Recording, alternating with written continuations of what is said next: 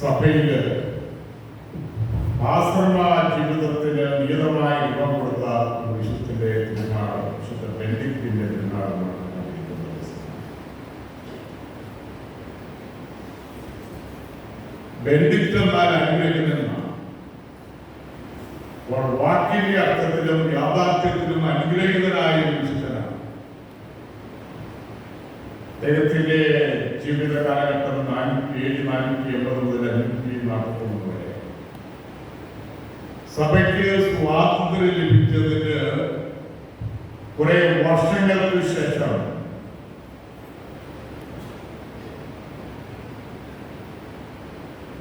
സമർപ്പിത ജീവിതത്തിലേക്ക്, ഏകാന്ത ജീവിതത്തിലേക്ക് ഒത്തിരി പേര് കടന്നു. ആഫ്രിക്കയിലും മറ്റ് പല സ്ഥലങ്ങളിലുമൊക്കെ. ഈ വിശുദ്ധൻ ജനിച്ചത് ഇറ്റലിയിലെ നേഴ്സിയ എന്നുള്ള സ്ഥലത്താണ്. റോമിൽ പഠിച്ചു. യുവാക്കളുടെ സുഖലോലുപതയും ജീവിത ശൈലിയും ഇഷ്ടപ്പെട്ടില്ല. അതുകൊണ്ടൊരു സുപ്രിയാനോ എന്ന് പറയുന്ന പർവ്വതയിലെ ഒരു ഗുഹയിൽ താമസിച്ചു. ആദിമ കാലഘട്ടത്തിൽ ഒത്തിരി ഏകാന്തവാസം കഴിച്ചിരുന്ന ഇങ്ങനെയുള്ള വിശുദ്ധരായിട്ടുള്ള മനുഷ്യരുണ്ട്. എല്ലാ മതത്തിലും അതിൻ്റെതായിട്ടുള്ള ജീവിതം, പരിപക്വ ജീവിതം നയിക്കുന്ന വ്യക്തികളെ കാണാനായിട്ട് പറ്റും. ഇന്ത്യയിൽ ഓക്സ്ഫോർഡ് കൺട്രി എന്നാണ് പറയുന്നത്. ഇവിടെയും ഒത്തിരി സന്യാസികളുണ്ട്. സന്യാസ ജീവിതം കഴിക്കുന്നവരുണ്ട്, ഏകാന്തവാസം കഴിക്കുന്നവരുണ്ട്. ഭൗതികമായിട്ടുള്ള ജീവിതത്തിൽ നിന്നും വിട പറഞ്ഞുകൊണ്ട് ഇങ്ങനെ സമർപ്പണത്തിന്റെയും അധ്വാനത്തിന്റെയും കഷ്ടപ്പാടിന്റെയും ഇല്ലായ്മയുടെയും ഒക്കെ ജീവിതം കഴിക്കുന്ന ഒത്തിരി ആളുകളുണ്ട്. അവരെ ജനതകൾ മാനിക്കുന്നുണ്ട് എന്നുള്ളതാണ് ജീവിതത്തിന്റെ അനുഭവം. കുറെ കാലം ഇങ്ങനെ താമസിച്ചു. സന്യാസി ഇദ്ദേഹത്തിന് ഭക്ഷണം കൊടുത്തു. റൊമാനസ് എന്ന് പറയുന്ന സന്യാസിയാണ് ഭക്ഷണം നൽകി. പർവ്വതനിരയിലെ ഏകാന്തവാസത്തിൽ ധ്യാനിച്ചുകൊണ്ട് ജീവിച്ചിരുന്ന ബെനഡിക്റ്റിന് അദ്ദേഹം പിന്നീട് ഒരു സന്യാസ സമൂഹത്തിന്റെ കൂട്ടായ്മയ്ക്ക് രൂപം കൊടുക്കുന്നുണ്ട്. ആ നിയമങ്ങള് കാർക്കശ്യമായിരുന്നു. അങ്ങനെ 12 പേരടങ്ങുന്ന 12 ആശ്രമത്തിന് രൂപം നൽകി. അപ്പോൾ നിയമങ്ങളെ കാർക്കശ്യം, ആളുകൾക്ക് എപ്പോഴും സുഖലോലുപത താല്പര്യവും. ആരെങ്കിലും നിലവിലുള്ള ജീവിത രീതിയിൽ നിന്നും വ്യതിരിക്തമായിട്ട് കാർക്കശ്യത്തിന്റെ ഒരു ജീവിതശൈലി വന്നു കഴിഞ്ഞാൽ അത് ആളുകൾക്ക് ഇഷ്ടപ്പെടുകയും ആ സമൂഹത്തിലെ അംഗങ്ങൾക്ക് ഇഷ്ടപ്പെടുകയില്ല. അവർക്കത്രയും തയ്യാറല്ല. അതുകൊണ്ട് അവർ വിചാരിച്ച് ഇവിടെ അവസാനിപ്പിച്ചേക്കാം. ഭക്ഷണത്തില് വിഷം നൽകി എനിക്ക് മരിക്കാൻ വേണ്ടി. എന്നാൽ എനിക്ക് ഭക്ഷണം ആശീർവദിച്ചപ്പോൾ ആ പാത്രം തകർന്നു വീണു. വിഷമടങ്ങിയ ആഹാരം കഴിക്കേണ്ടി വന്നില്ല. അതുകൊണ്ട് അദ്ദേഹം മരിച്ചുമില്ല, ജീവിതത്തിൽ തുടർന്നു. ഈ ബെനഡിക്റ്റൻ സഭ എന്ന് പറയുന്നത് സഭയിലെ സന്യാസ സമൂഹങ്ങളിൽ വളരെ പ്രാധാന്യം വഹിക്കുന്ന ഒരു സഭയാണ്. ആരംഭത്തിൽ രൂപം കൊണ്ട സഭയാണ്. പിന്നീടാണ് പല സഭകൾ വന്നത്. ഈ സഭയിൽ 24 സഭാംഗങ്ങൾ, 24 പേര് മാർപ്പാപ്പമാരായിട്ടുണ്ട് എന്നാണ് കണക്ക്. 4700 മെത്രാന്മാർ സഭയിൽ നിന്നും സഭയിൽ ഉണ്ടായിട്ടുണ്ട്. 5000-ലേറെ സഭയിലെ വിശുദ്ധ 5000-ലേറെ പേര് ഈ സമൂഹത്തിലെ അംഗങ്ങളാണ്. റോമാക്കാർക്കുള്ള ലേഖനം 8-ാം അധ്യായം 12 മുതൽ 17 വരെയുള്ള വചനങ്ങളിൽ പൗലോസ് പറയുകയാണ്, സമർപ്പിത ജീവിതത്തെയും ഇങ്ങനെയുള്ള ജീവിതത്തെ പറ്റിയാണ്. സഹോദരങ്ങളെ, ജഡിക പ്രവണതകളനുസരിച്ച് ജീവിക്കാൻ നാം ജഡത്തിന് കടപ്പെട്ടവരല്ല. റോമാക്കാർക്കുള്ള ലേഖനം പൗലോസ് ഓർമ്മിക്കുകയാണ്. ജഡികരായി ജീവിക്കുന്നെങ്കിൽ നിങ്ങൾ തീർച്ചയായും മരിക്കും. എന്നാൽ ശരീരത്തിന്റെ പ്രവണതകളെ ആത്മാവിനാൽ നികരിക്കുന്നെങ്കിൽ നിങ്ങൾ ജീവിക്കും. മനുഷ്യൻ ആത്മാവും ശരീരവും ഉള്ളവരാണ്.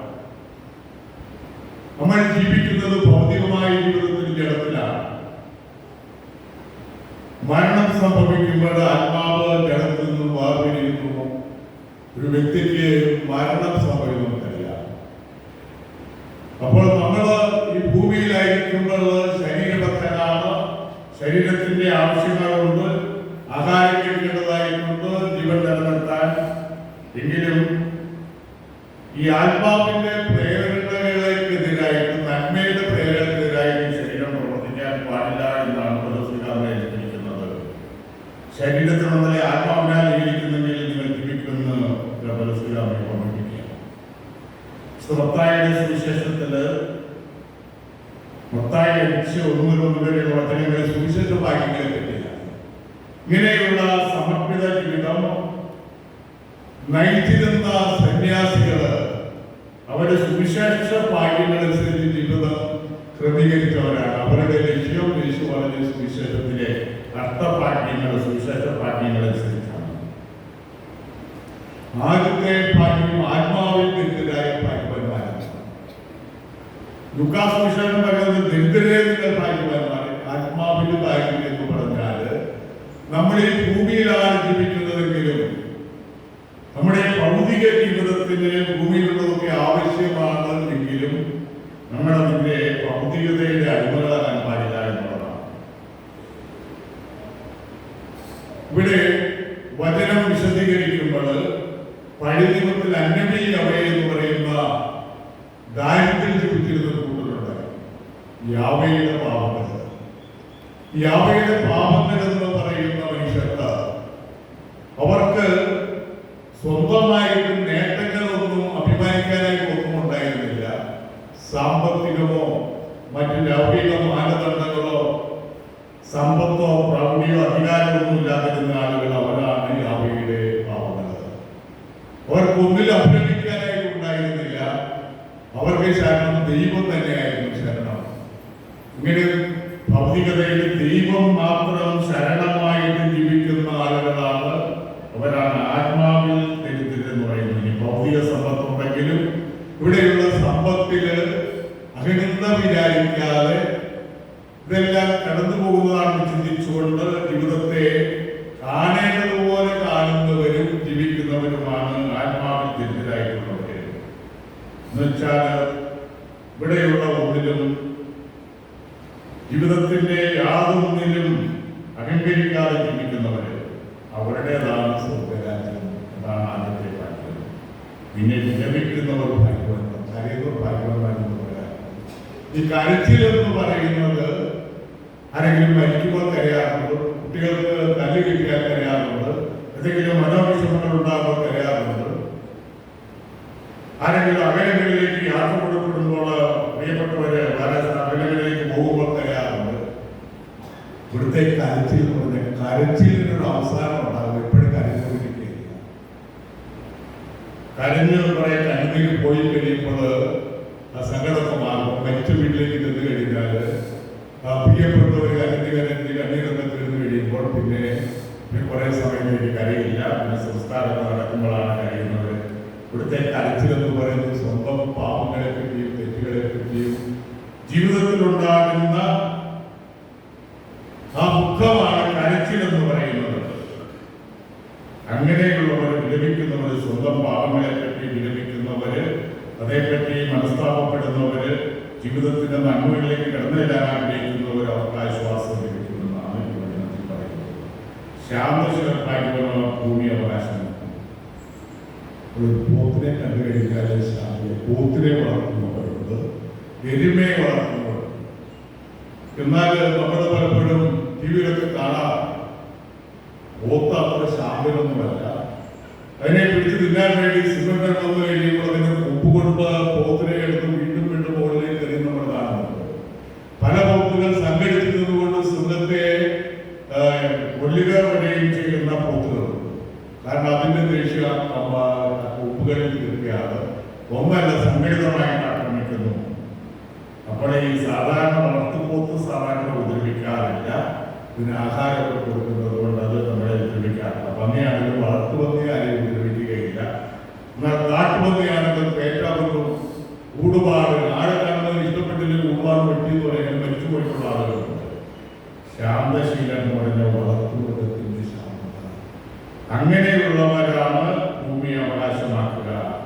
നീതിക്ക് വേണ്ടി വിശക്കുകയും ദാഹിക്കുകയും ചെയ്യുന്നവർ ഭാഗ്യവാന്മാര്. അവർ സംതൃപ്തരാകും.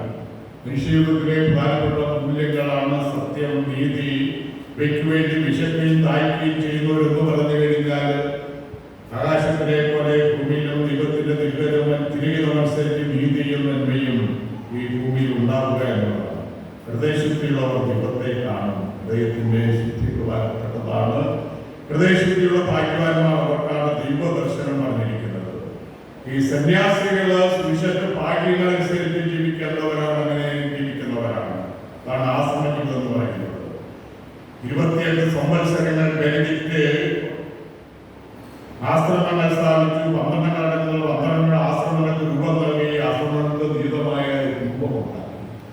നിയമങ്ങൾ ഒരു സമൂഹത്തിന് പ്രവർത്തിക്കണമെങ്കിൽ അത് നിയമബദ്ധമായിരിക്കണം.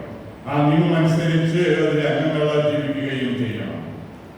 ഇവരുടെ പ്രധാനപ്പെട്ട നിയമങ്ങൾ ദാരിദ്ര്യം, ബ്രഹ്മചര്യമനുസരണം, അതാണ് വ്രതത്രയങ്ങൾ എല്ലാ സന്യാസികളും എടുക്കുന്നതാണ്. കൂടാതെ കൂട്ടമായിട്ടുള്ള ജീവിതം, പ്രാർത്ഥന, പിന്നെ തൊഴിൽ ചെയ്യുക. ആശ്രമവാസികൾ തൊഴിൽ ചെയ്യുന്നവരാണ്. വിശുദ്ധരാശ്രമത്തിലൊക്കെ തൊഴിൽ ചെയ്യുന്നത്. ഒരു 5 പ്രാവശ്യം പ്രാർത്ഥിക്കും. രാത്രിയിൽ എഴുന്നേറ്റ് പ്രാർത്ഥിക്കാറുണ്ട്. പകൽ അധ്വാനിക്കുന്നു, പ്രാർത്ഥിക്കുന്നു. പ്രാർത്ഥനയുടെയും അധ്വാനത്തിന്റെയും ജീവിതചര്യ ഏറ്റെടുത്ത അങ്ങനെയുള്ള സന്യാസ സംഭവങ്ങളുണ്ട്. വിശുദ്ധരാശ്രമമൊക്കെ അങ്ങനെയുള്ള പാശ്ചാത്യ സന്യാസിത്വത്തിന്റെ പിതാവായിട്ടാണ് എനിക്ക് അറിയപ്പെടുക. മരിക്കുന്നതിന് മുമ്പ് ഈ വിശുദ്ധനെ അടക്കാൻ വേണ്ടി സൗകര്യം ഉണ്ടാക്കാം. അത് കഴിഞ്ഞിട്ട് 6 ദിവസം മുമ്പ് വിശുദ്ധനെ അതിനെ കൊണ്ട് കാണിക്കാൻ സൗകര്യം തുറക്കാൻ. പിന്നെ മരിക്കുന്നതിന്റെ മുമ്പായിട്ട് ദേവാലയത്തിൽ കൊണ്ടുപോയി വിശുദ്ധ കുർബാന കൊടുക്കണം ആവശ്യപ്പെട്ട് വിശുദ്ധ കുർബാന സ്വീകരിച്ചു. താമസിയാതെ ദേവാലയത്തിൽ വെച്ച് അദ്ദേഹം മരിച്ചു. ഇങ്ങനെ വിശുദ്ധമായ മരണത്തിന് വിശുദ്ധ കുർബാന സ്വീകരിച്ചുകൊണ്ട്, ദിവ്യകാരുണ്യം സ്വീകരിച്ചുകൊണ്ട് അദ്ദേഹം ലോകവാസം വെടിഞ്ഞു. അദ്ദേഹം ദൈവത്തിലേക്ക് കടന്നുപോയി എന്നുള്ളതാണ്. ബെനഡിക്റ്റിന്റെ ജീവിതകാലത്ത് നിരവധി രോഗശാന്തികൾ നൽകിയ വിശുദ്ധനാണ്. ഒരാളെ ഉയർപ്പിച്ചുവെന്ന് നിയമചരിത്രകാരൻ പറയുന്നുണ്ട്. ബെനഡിക്റ്റിന്റെ നിയമം ആരംഭിക്കുന്നത് ദൈവത്തെ അന്വേഷിക്കുക എന്ന് പറഞ്ഞുകൊണ്ടാണ്. ഈശോ പറഞ്ഞിട്ടുണ്ട്, ദൈവരാജ്യം അവിടുത്തെ നീതി അന്വേഷിക്കുക, അപ്പോഴെല്ലാം നൽകപ്പെടുന്നു. ബെനഡിക്റ്റിനെ പോലെ നമ്മുടെ ജീവിതത്തിൽ, ഹൃദയത്തിലും ദൈവത്തിന്റെ പ്രധാനമായ സ്ഥാനം നൽകുക. ദൈവരാജ്യം അവിടുത്തെ നീതിയും അന്വേഷിക്കുമ്പോൾ നമ്മൾ ദൈവത്തിന് പ്രിയങ്കരാണ്. ബെനഡിക്റ്റ് മുദ്രാവാക്യം ഇതാണ്: പ്രാർത്ഥിക്കുക, അധ്വാനിക്കുക, നമ്മുടെ ജോലി ചെയ്യുക. ബെനഡിക്റ്റിന്റെ വലിയ മഹനീയ മാതൃകയനുസരിച്ച് പ്രാർത്ഥനയിൽ ശക്തിപ്പെട്ടുകൊണ്ട് നമ്മുടെ ജീവിതത്തിലും കുടുംബത്തിലും നന്മ ചെയ്യുന്നവരാകാനായിട്ട് ശ്രമിക്കുക. ബെനഡിക്റ്റിന്റെ മാധ്യസ്ഥ അതിനെ സഹായിക്കട്ടെ. ദൈവത്തിന്റെ കൃപ നമ്മളോടുകൂടി ഉണ്ടായിരിക്കട്ടെ. പിതാവിന്റെയും പുത്രന്റെയും